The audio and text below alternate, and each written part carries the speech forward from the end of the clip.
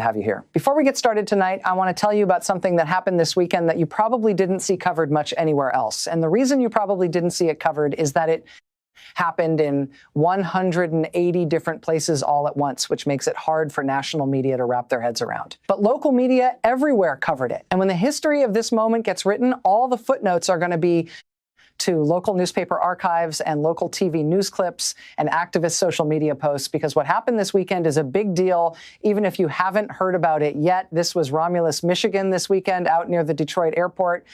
Hundreds of people met up at the local middle school and then marched a mile and a half to a warehouse facility where the Trump administration is trying to put in a detention center to hold thousands of people without trial. Local residents of Romulus turned out for that protest. Lots of local officials did too, and state officials. The Democratic Lieutenant Governor of Michigan was there. Democratic Congressman Sri Thanadar was there. Local state representatives Dylan Wegela and Donovan McKinney were there too. People were marching and protesting against the Trump administration's plan to put one of these warehouse detention facilities out by the Detroit airport in Romulus, Michigan. The Democratic state government in Michigan has filed a lawsuit in federal court to try to stop that facility. In addition to that, Michigan Democratic Congresswoman Rashida Tlaib has filed federal legislation that would block the Trump administration from trying to convert warehouses into detention facilities anywhere in the country. She's already got dozens of co-sponsors for that legislation, but that lawsuit that's already been filed to stop the Romulus facility, another lawsuit of that type, was just filed by another Democratic state. It was filed in Arizona by Arizona's Democratic Attorney General Chris Mays. With this federal lawsuit, she's trying to stop the Trump administration from building another one of these detention centers at a warehouse in the town of Surprise, Arizona, just outside of Phoenix. When Chris Mays filed that lawsuit against the Trump administration, the local indivisible chapter there released a statement expressing their deep gratitude to their state's attorney general for going to court to try to stop what Trump is doing there. That lawsuit was announced on Friday. The very next day in Surprise, Arizona, on Saturday, hundreds of people turned out to say thank you to the attorney general for filing that lawsuit and just to protest, to say they will never allow it to be there, that they're going to fight this thing every way they can. And there were, I am not exaggerating, gazillion of these types of protests all over the country this weekend. I'm going to show you some of them, in part because I recognize that I am part of the national media. So I'm a little self-conscious about the fact that the national media has really been behind on this story and hasn't caught on to it yet. The national media has been really behind on this story, but local media has been taking notice of these fights everywhere they're happening. And local media everywhere this weekend took notice of these protests that happened in more than 180 different locations all over the country. And I'm telling you right now, file this for future reference someday when this signature landmark turn against the Trump administration goes down in American history. When somebody in the future looking back at this time finally figures out that this was actually a really dramatic and important thing. When sometime in the future somebody figures out that Donald Trump, when he got back into office, tried to build himself a huge archipelago of detention centers to hold people without trial, and he succeeded in getting Republicans in Congress to give him billions and billions of dollars for it. And his administration really did make all these secret, ominous warehouse purchases all over the country to do this for him. Someday, someone in the future is going to marvel at the fact that despite all of that, none of these things ever actually got opened, that Donald Trump did not get his archipelago of detention camps to hold people outside the legal system. And the reason he didn't get it is not because he didn't try hard enough, but because people all over the country stood up and said, no, not here. You cannot do this. We won't let you. Someday that history will be written about this moment in American history. And when that history is finally written, I can tell you right now, all the footnotes in that history are going to be to local activists, social media posts, and local newspaper archives, and little straight-to-the-point YouTube clips from the local TV news stations we keep being told have all gone away. But they haven't. They've been covering this, even as the national media has fallen down on the job. So let me show you some of what I know. Harrah's Mount Kisco, New York this weekend, protesting against Trump's ICE detention facilities. Out in the cold and the rain on Saturday in Mount Kisco, New York. Harrah's Anchorage, Alaska this weekend, where they had signs naming and shaming their Republican members of Congress who voted to fund ISIS. Expansion, Harris-Colma, California this weekend with the banner you see there. Stop ICE warehouse detention. Harris-Tucson, Arizona, protesting this weekend against Trump's ICE detention facilities. They're outside the office of their Republican Congressman Juan Ciscomani in Tucson, Harris, El Paso, Texas, where the largest existing ICE detention center is already up and running. It's not one of these warehouses they want to build. It's a tent facility they built at Camp El Paso, Montana. It has a horrific record of detainees dying and infectious disease outbreaks. El Pasoans this weekend turned out in big numbers. They marched from the gates of Camp El Paso, Montana, to the local Homeland Security offices saying no to Trump's ICE detention facilities. There were protests against Trump detention camps in Marietta, Georgia this weekend, and in Conyers, Georgia, and in McHenry, Illinois, and in Las Cruces, New Mexico communities, not cages. In Portland, Maine, there were protests. Trump's federal agents took a 9-year-old nursing student and locked her up in one of these ICE facilities. And Portlanders this weekend were out on the street saying, we want her back. There were protests against Trump detention camps this weekend in Southlake, Texas. There was a big protest this weekend in Salt Lake City, Utah, outside the governor's mansion. Salt Lake City is one of the places there, trying to build another one of these huge warehouse detention facilities.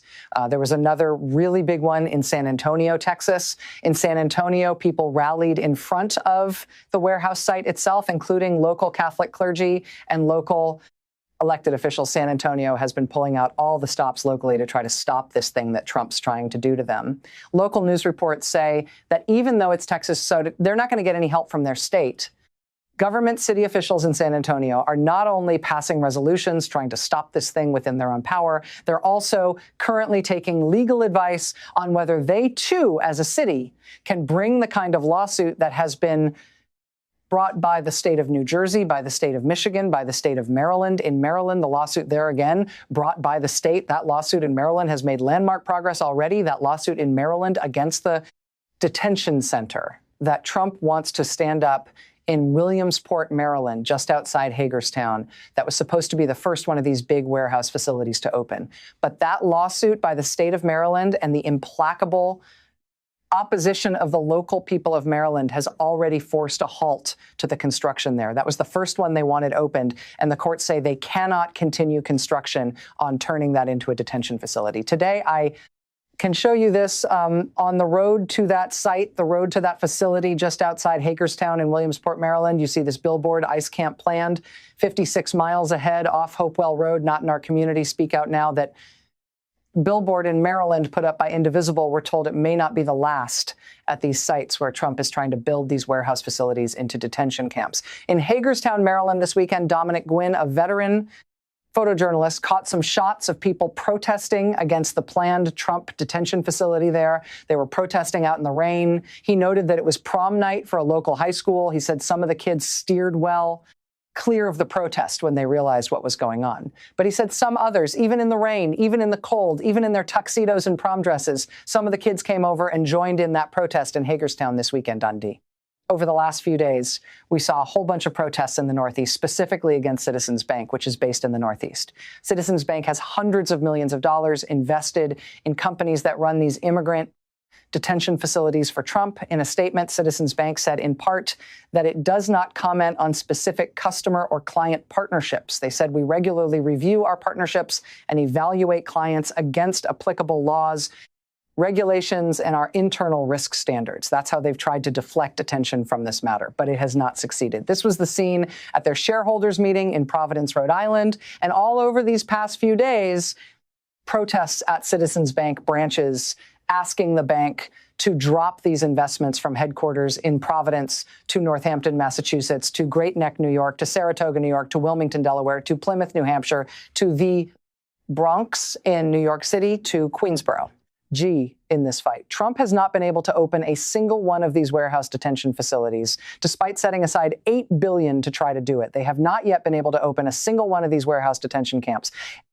I don't know if they ever will. They know the public is against them, despite what they say. That does matter to them. They've made clear over and over again since the start of this administration that they would prefer to do things that are easy. And right now, this is not easy. The American people all over the country, even in red states, have made this a thing that is hard for them to do. And so they're not getting it done. And this is important, not only in terms of thinking about the tactics of the American people saying no to this president, this phenomenally unpopular, radical president, but it's also substantively important in terms of what kind of presidency this is going to be, because it would be a phenomenally radical new power to give this particular president all these detention facilities to hold thousands, to hold tens of thousands of people who have never been convicted of a crime. That would be an incredibly radical power to give President Donald Trump. And I'm sure that is why the Trump administration would love to do it. But so far, despite their best efforts, it is really not working out for them. And you know what's making it even harder for them? The fact that the Department of Homeland Security, the agency that's supposed to be executing this plan, is an absolute disaster right now. I mean, spare a thought for the United States Secret Service right now. God bless them. They're part of the Department of Homeland Security. And after what happened this weekend at the White House Correspondents' Dinner with an armed man getting past security checkpoints with a Secret Service agent, getting shot in his bulletproof vest, spare a thought for the additional burden on them at the moment, the additional distraction and nonsense they're having to deal with on top of their existentially challenging jobs. Because the United States Secret Service is part of the Department of Homeland Security, and the Department of Homeland Security is a worldwide scale level disaster right now. I mean, it is the Department of Homeland Security where we have the guy who says he was teleported to a Waffle House in Georgia, serving as the key official in charge of the government's disaster response to hurricanes, earthquakes, and fires. Why not just teleport the hurricanes to somewhere less dangerous? It is in the Department of Homeland Security where part of the reason they can't open these detention facilities is because literally, I'm not kidding, in a place like Social Circle, Georgia, where they wanted to put one of these things, they told local officials in writing that local officials didn't have to worry that this huge detention facility for thousands of people would be drawing too much water from the town's water supply. They didn't have to worry about that, they said in writing, because these geniuses plan to use the water at night at off-peak hours. So, hey, problem solved. Said we couldn't use 1 million gallons a day, so we won't. Well, use 1 million gallons a night, Tata, no problem. It is in the Department of Homeland Security where not one, not two, but 3 local jurisdictions are either bringing criminal prosecutions against Homeland Security agents for their actions, or they're trying to. In Ramsey County, Minnesota, it's for dragging an American citizen out into sub-zero temperatures in his underwear. In Hennepin County, Minnesota, it's for allegedly pointing a loaded gun at the heads of random drivers from a moving vehicle. In Durango, Colorado, it's for grabbing a woman by the hair and throwing her down an embankment. I mean, these are local prosecutors having to bring criminal charges under state law against federal agents for their behavior against American citizens in the streets of American cities. That's the Department of Homeland Security right now. It's in the Department of Homeland Security where the former Secretary of the Department, Kristi Noem, according to the Wall Street Journal, has been refusing to leave the waterfront home reserved for the Coast Guard Commandant, which she took over for herself. She's refusing to leave it, reportedly, even though she hasn't been Homeland Security Secretary for weeks now since she was fired last month. Quoting from the Wall Street Journal, the current Coast Guard Commandant has told associates he plans to move into the House, but he can't because former Homeland Security Secretary Kristi Noem has continued using the waterfront house on Joint Base Anacostia Bowling, which is typically designated for the Commandant of the Coast Guard. She's been using it since she took it over as a cabinet member, but she has continued to use the house even since Trump ousted her from the Homeland Security Department in early March. When the Journal asked the State Department and the Department of Homeland Security for comment, they did not receive a response. But I mean, that's kind of the tenor at the Homeland Security Department under Donald Trump, right? Where a person in charge randomly just takes over a Coast Guard admiral's house, then refuses to give it back even after she gets fired. And now the Coast Guard Commandant, whose house it's supposed to be, is trying to find anyone to help here. That's my house, isn't it? Doesn't it go with the job? I'm in charge of the Coast Guard, isn't this? It's in the Department of Homeland Security right now, where the department has just had to confirm formally that a top-level counterterrorism official, the Deputy Assistant Secretary for Counterterrorism, has been put on leave as a result of a reported Inspector General investigation, an Inspector General investigation that has yielded lurid headlines like this one in the New York Post. DHS bigwig put on leave after ex-boyfriend accuses glitzy terror official of 40000 sugar baby scheme. Okay, I mean, put aside all the rest of it. I'm just going to say I think the phrase glitzy terror official is pretty much all you need to know about the Department of Homeland Security under the leadership of Donald Trump. And listen, the response from the White House thus far to that armed man being tackled at the White House Correspondents' Dinner, thus far the response from the White House has been to further enthuse about the president's ballroom project and to say that surely now they ought to be allowed to fire the comedian Jimmy Kimmel. That's the response. Yeah, it's the world's least serious response to what was actually a serious security situation. But the agents, the Secret Service agents who actually had to spring into action to contend with this potential catastrophe, who had to physically respond in seconds to this sprinting armed potential shooter. I mean, they deserve better than to have to do their work within the most catastrophically broken, flagrantly failing part of the government under this president. But here's the thing, even in the midst of all this chaos, even with all this dysfunction, the resistance is working. Remember, I told you about Attorney General Chris Mays in Arizona filing that lawsuit last week on April 24th against the Trump administration over the warehouse facility in Surprise, Arizona. Well, based on the outcome of the court cases so far and just the groundswell of resistance that these warehouses have been met with, ICE issued a stop work order to Garda World. That's the construction and wraparound services firm that's responsible for staffing that site 2 days before she brought that suit. When her press release went out, said she was bringing that suit forward, ICE went ahead and called it off preemptively. That's the kind of organization, that's the kind of resistance we're seeing. That's what's working Americans all over the country are doing their part. They've been doing what they can to stop the worst of what the Homeland Security Department and ICE in particular have been trying to do all around the country. And I will tell you, those Americans who have been standing up against DHS, they are on the verge of winning one of the most important of those fights. There's a new nationwide effort that just launched. It's going by the notable subtle acronym GTFO, ICEGT, FOI stands for. But they insist in this case, it's get the facilities out. It's a rapid response network to stop ICE detention facilities before they start. If you go to their website, they have what they're describing as an action guide. It basically leads you through what to do. When ICE comes to your town, do you have an ICE enforcement surge in your town? Click here. Do you have a secret warehouse purchase in your town? Click here. Does it look like they're going to be trying to do some sort of voter intimidation in your town on election day? Click here. It's really practical, well-designed, well-resourced, well-thought out, and it's coming at a very auspicious time for this kind of fight. Because here's what most Americans don't realize about what the Trump administration is trying to build. If they go through with this plan, if they actually open all these facilities they've purchased, DHS will have more detention capacity than the entire federal prison system. Think about that. More detention capacity than the entire federal prison system. Imagine the whole city of Salt Lake City, Utah, surrounded and every man, woman, and child in federal custody. That's how much detention space DHS will have if this plan goes forward. And the former chief of staff at DHS in the first Trump administration has said publicly, my former department does not need that much detention space to go arrest violent criminals who are in this country undocumented. It does not. The math doesn't add up. The math only adds up if you're